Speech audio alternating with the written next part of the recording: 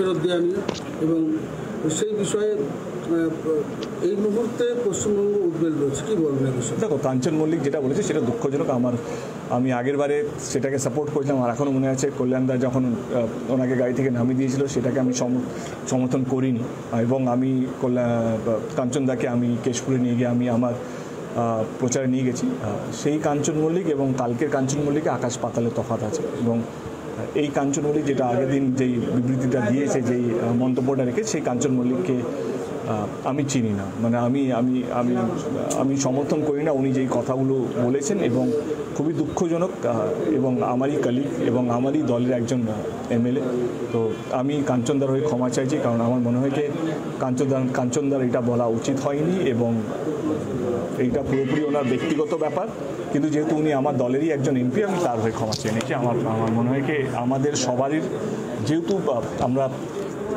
আমাদের দল সরকারে আছে, তো আমাদের আরও বেশি দায়িত্ববান হওয়া উচিত। কী শব্দগুলো আমরা ব্যবহার করছি, কীভাবে আমরা কথা বলছি, এটা সত্যি ম্যাটার করে।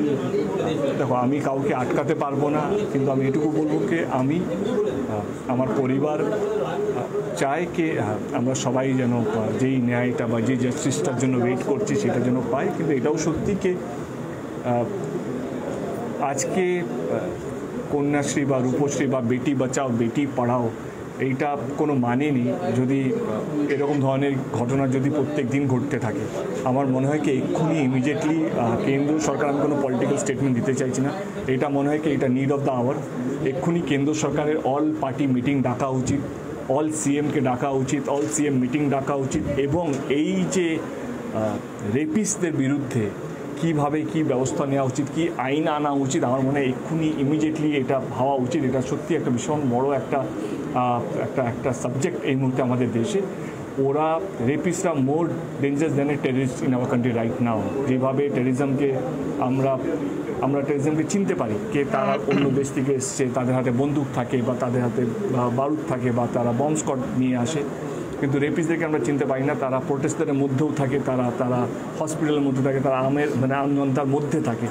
এবং তাদের কেন থাকে? কারণ তাদের মনের মধ্যে কোনো ভয় নেই, কারণ তারা জানে এই পলিটিক্যাল লড়াইয়ের মধ্যে তারা যে কোনো সময় বেঁচে যেতে পারে। কারণ আমরা দেখতেই পাচ্ছি কি আজকে আমাদের যেভাবে অন্য সিএমরা আমার সিএমকে অ্যাটাক করছে, বা আমার সিএম অন্য সিএমকে যেভাবে অ্যাটাক হচ্ছে, সেইটা আমি বুঝতে পারছি না এটা কি শুধু বাংলার লজ্জা, এটা তো আমাদের দেশের লজ্জা। এবং যেইভাবে পলিটিক্যাল পার্টিগুলো নেমে পড়েছে ডিভাইড অ্যান্ড রুল করার জন্য, এটা শুধু বাংলার লজ্জা বা বাট এটা আমার কোথাও যেন মনে হয়, আমি কোনো দলের হয়ে বলছি না, আমি দলের প্রতিনিধি হিসেবে বলছি না। আমার মনে হয় কি সত্যি এখন সময় হয়ে গেছে, এবং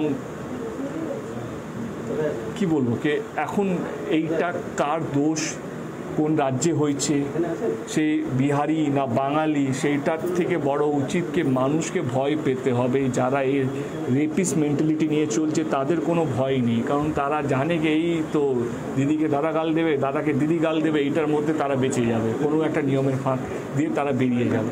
আমার মনে হয় কি সেটা বন্ধ হওয়া উচিত। আমাকে একজন খুব ভালো একটা প্রশ্ন করেছিল, আমার একজন বন্ধু, সে আমাকে বলেছিল কি তুই তো এমপি, তুই একটা কিছু কর। আমি তো না, যে আন্দোলনের আওয়াজটা উঠছে, এই আন্দোলনের আওয়াজের মধ্যেই এই লটা আসতে পারবে, সাধারণ মানুষই চেঞ্জটা আনতে পারবে। এবং কোথাও যেন আমি দেখতে পাচ্ছি যে যেই অ্যান্টি রেপ বিলটা এখন সবচেয়ে বেশি প্রয়োজন, যতদিন এই অ্যান্টি রেপ বিলটা আসে ততদিন এই কন্যাশ্রী, রূপশ্রী, বেটি বাঁচাও বেটি পড়াও তার কোনো মানে নেই। তো আমাদের সবাইকে, সমস্ত দলকে বলবো কি নিজেদের মধ্যে কেচ্ছা না করে সাধারণ মানুষ যা চাইছে সেটাকে সমর্থন করো, কোনো ঝান্ডা ছাড়া, কোনো পলিটিক্যাল রং ছাড়া। আমাদের গণতন্ত্রে, আমাদের কনস্টিটিউশনে আমি কোনোদিনও দেখতে পাচ্ছি না কি নবান্ন একটা হেলিকপ্টার আসবে যেখানে দিদি উড়ে চলে যাবে অন্য কোনো, না, এটা আমাদের দেশ নয়, এইটা আমাদের দেশের কালচার নয়, বা এটা আমাদের কনস্টিটিউশন সেটা অ্যালাউ করে না। এইবারে যেটা আমাদেরকে ভাবতে হবে কি সেটা আমাদের সবাইকে এক হয়ে এমন কিছু পানিশমেন্ট নিয়ে আসতে হবে, এমন কিছু ভাবনা নিয়ে আসতে হবে যাতে সত্যিকারে যারা রেপ করেছে তারা যেন পানিশ হয়। সেটা ক্যাপিটাল পানিশমেন্ট হতে পারে, তাদের প্রাইভেট পার্টস কেটে দেওয়া হতে পারে, যে কোনোভাবে। কিন্তু হ্যাঁ, এইটাও ভাবতে হবে কি পাস্টে আমরা দেখেছি ভুলভাবে চক্রান্ত করে রেপের দিয়ে দেওয়া, মানে কী বলে অ্যাকিউজ করে দেওয়া হয়েছে, মোলেস্টেশনে কেস দিয়ে তাদেরকে অনেক বছর জেলে রাখা হয়েছে, সেটাও ভাবার বিষয়।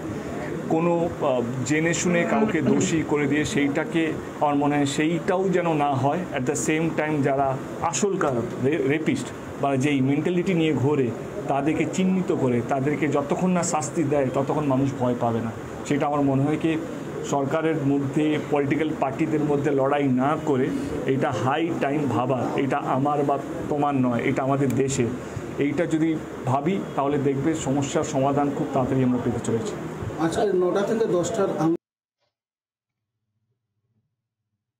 দেব দীপক অধিকারী তৃণমূল কংগ্রেসের সাংসদ, কিন্তু তিনি যা যা বললেন চাকরি থাকবে তো? 1 2 3 4 করে সংক্ষেপে দু একটা কথা বলি। এই কাঞ্চন মল্লিককে আমি চিনি না, কারণ যে কাঞ্চন মল্লিককে কল্যাণ বন্দ্যোপাধ্যায় প্রচারের সময় গাড়ি থেকে নামিয়ে দিয়েছিল সেই কাঞ্চন মল্লিককে নিয়ে গিয়ে দেব তার এলাকায় প্রচার করিয়েছিলেন, সুতরাং তখন ওই বিষয়টাকে সমর্থন করেছিলেন। কিন্তু আজকে এই কাঞ্চন মল্লিক যে বাজে কথা বলেছেন তাকে উনি সমর্থন করেন না, কিন্তু ওনার দল কোনো ব্যবস্থা নেবে না কাঞ্চন মল্লিকের বিরুদ্ধে, সেটা নিয়ে কিছু উনি বলবেন না। উনি নিজে বলছেন যে কাঞ্চনকে আমি এই বক্তব্যটাকে সমর্থন করি না, এবং আশ্চর্য হয়ে গেলাম, কন্যাশ্রী রূপশ্রী ইত্যাদির কোনো মানে নেই যদি প্রতিদিন এই ধরনের ঘটনা ঘটতে থাকে। এই জন্য বলছি চাকরি থাকবে তো? কন্যাশ্রী রূপশ্রীর কোনো মানে নেই এ কথা বলছেন তৃণমূল কংগ্রেসের একজন সাংসদ, এরপরেও চাকরি থাকবে? 1 নম্বর। 2 নম্বর কথা হচ্ছে যে কি বললেন বলুন তো, যেটা সাধারণ মানুষ বারবার বলছেন যে রেপিস্টদের কোনো ভয় নেই এ রাজ্যে, যারা ধর্ষণ করছে ধর্ষণকারী তাদের কোনো ভয় নেই এ রাজ্যে। হ্যাঁ তাই তো, প্রশাসন তো ভয়মুক্ত একটা পরিবেশ তৈরি করে থুয়ে দিয়েছে, সাধারণ মানুষের জন্য নয়, গুন্ডা বদমাইশ রেপিস্ট সমাজ বিরোধী তাদের জন্য। সে কথাটাই দেব বললেন, রেপিস্টদের কোনো ভয় নেই, চাকরি থাকবে। 3 নম্বর কথা, উনি বললেন যে ওনার বন্ধু বলেছেন যে তুমি তো সাংসদ, তুমি একটা কিছু করো। উনি বলেছেন না, সাধারণ মানুষই পারবে এই চেঞ্জটা আনতে, এবং সাধারণ মানুষের যে উত্তাল আন্দোলন সেই আন্দোলন তাদের মতোই থাক। তার মানে এটা সাধারণ মানুষের আন্দোলন বলে স্বীকার করছেন। তৃণমূল কংগ্রেস কিন্তু বারবার বলবার চেষ্টা করছে, যেমন নবান্ন অভিযানটার পিছনে বলেছিল যে ওখানে বিজেপি আছে, কোথাও বলছেন বামেরা আছে, কোথাও কংগ্রেস আছে, অপশক্তি আরএসএস। কিন্তু দেব বলছেন যে সাধারণ মানুষই পারবেন চেঞ্জটা আনতে, পরিবর্তন আনতে পারবেন সাধারণ মানুষই, চাকরি থাকবে। আর বারবার ওই কথাটা বলবার চেষ্টা হচ্ছে যে কন্যাশ্রী রূপশ্রীর কোনো মানে নেই, বরং দিদি দাদাকে গাল দেবে, দাদা দিদিকে গাল দেবে, অন্য সিএমরা আমাদের সিএম এর বিরুদ্ধে বলবেন, আমাদের সিএম অন্যদের বিরুদ্ধে বলবেন। এসবের থেকে বেরিয়ে এসে অ্যান্টি রেপিস্ট রেপ একটা বিল আনা হোক। আপনার দিদি আইন তো করেছেন পশ্চিমবঙ্গ বিধানসভায়, বিল এনে আইন পাশ করেছেন, তো অসুবিধা কি আছে? সেটাকে সেটা দিয়ে হয়ে যাবে আশা করি, উনি তো নিজেই সেটাকে করে দিয়েছেন, সুতরাং সেটা দিয়েই কাজ হবে। এবার সেন্ট্রাল গভর্নমেন্ট নিশ্চয়ই ভাববে এটা নিয়ে, আপনি সাংসদ, আপনি সেখানে নিশ্চয়ই সোচ্চার হতে পারেন, অধিকার আছে। কিন্তু যা যা বলেছেন 1 2 3 4 করে, কাঞ্চন মল্লিককে আমি চিনি না, দল কিছু বলছে না তার বিরুদ্ধে, কিন্তু আপনি বলছেন 1 নম্বর। 2 নম্বর কথা স্বীকার করছেন যে কন্যাশ্রী উপশ্রীর কোনো মানে নেই যদি সবসময় এই ধরনের ঘটনা ঘটতে থাকে। 3, এটা যে সাধারণ মানুষের আন্দোলন এটাও প্রকারান্তরে স্বীকার করে নিলেন দেব। 4 নম্বর কথা হচ্ছে রেপিস্টদের কোনো ভয় নেই, এ রাজ্যে রেপিস্টদের কোনো ভয় নেই। এই যে কথাগুলো বললেন, এর মধ্যে দিয়ে কাকে চ্যালেঞ্জ করলেন? কাঞ্চনকে, না স্বয়ং আপনার দিদিকে, যে দিদি নাকি এবার আপনাকে জোর করে ধরে বেঁধে নির্বাচনে লড়িয়ে দিয়েছিল?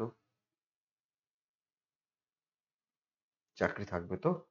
প্রশ্নটা থাকলো আপনার প্রতি। প্রিয় দর্শক, আপনারা আপনাদের মূল্যবান মতামত কমেন্ট বক্সে কমেন্ট করে জানাবেন। তবে খুব কানে বাজছে ওই কথাটা, রেপিস্টদের ভয় নেই এ রাজ্যে। ধন্যবাদ।